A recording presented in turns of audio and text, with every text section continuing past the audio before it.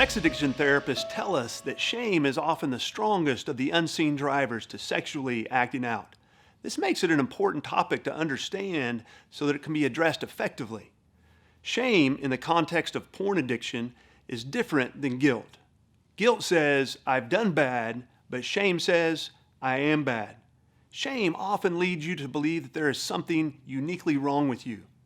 Guilt can be a healthy emotion, showing us our sins so that we can turn from it, but shame tends to make us feel that we are unable to change because of an inherent personal flaw.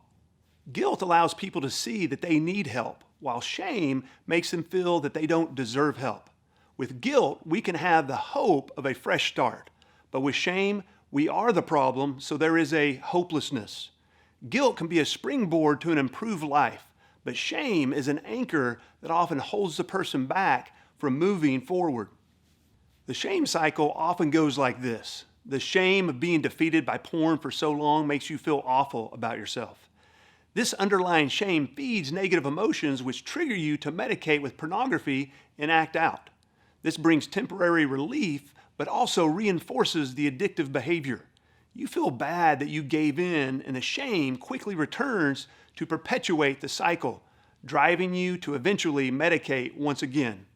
With each lap of this vicious cycle, your self-esteem takes a blow. You mentally beat yourself up for not being strong enough to resist. You feel guilty, but also worthless. Each time you make a promise to quit and don't, the shame is reinforced. There is a sense of shame in every addiction, but porn and sex addiction in particular.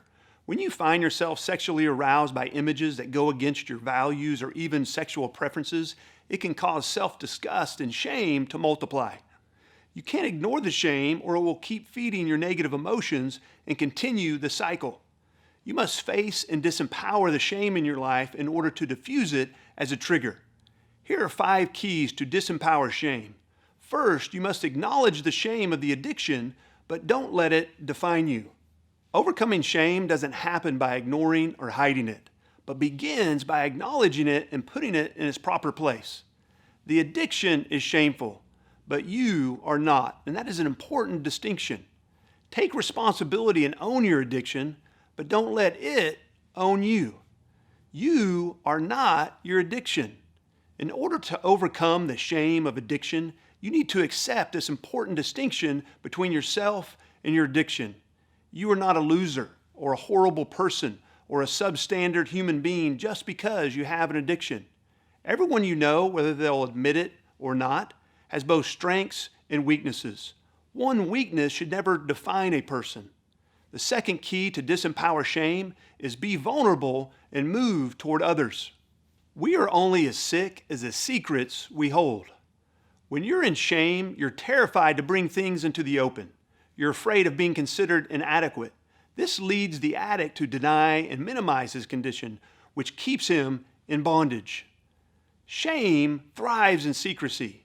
Community is the key to dealing with shame. This is one reason so many sex therapists consider small groups essential to recovery. When you can share your whole story and still be accepted, we experience safety. The safety of a group translates over time into love, acceptance, and a strong sense of belonging, all of which help disempower shame. Being vulnerable is how we learn a greater understanding of unconditional love, which is a must for freedom. As long as you are only conditionally known, you can only be conditionally loved. Listen to this man who is now walking in freedom after years of recovery. The thing that helped me overcome shame was coming to grips with the fact that I felt shame and sharing this with other men. Acknowledging my brokenness and living in light of it instead of trying to hide it was huge. The third key to disempower shame is be aware of the false promise of porn. A sense of shame increases one's longing for worth and significance, and porn can provide a false sense of both. The women in porn always accept you, so in the fantasy world of porn, you are somebody who is always wanted. Of course, after you use porn, the guilt and shame come rushing back in to continue the cycle. Nick Stumbo illustrates this deceptive quality of pornography. Because of deep needs I had for finding my value through performance and my identity through success, I became hooked on the false promise of pornography as a way to medicate my pain and disappointment. Making this connection took me from behavior management to deep heart change. This lie of finding relief from shame through porn always resulted in Nick walking away with even more shame. Don't fall for the trap. Fourthly, you must be aware of the blame game. Shame by nature refuses to admit the truth. Shame is a type of justification where you deflect responsibility with statements like, "Of course I do bad things because I'm a bad person. I can't help it. It's not my fault." This keeps you from ever truly owning up for your actions, which is an important step for healing.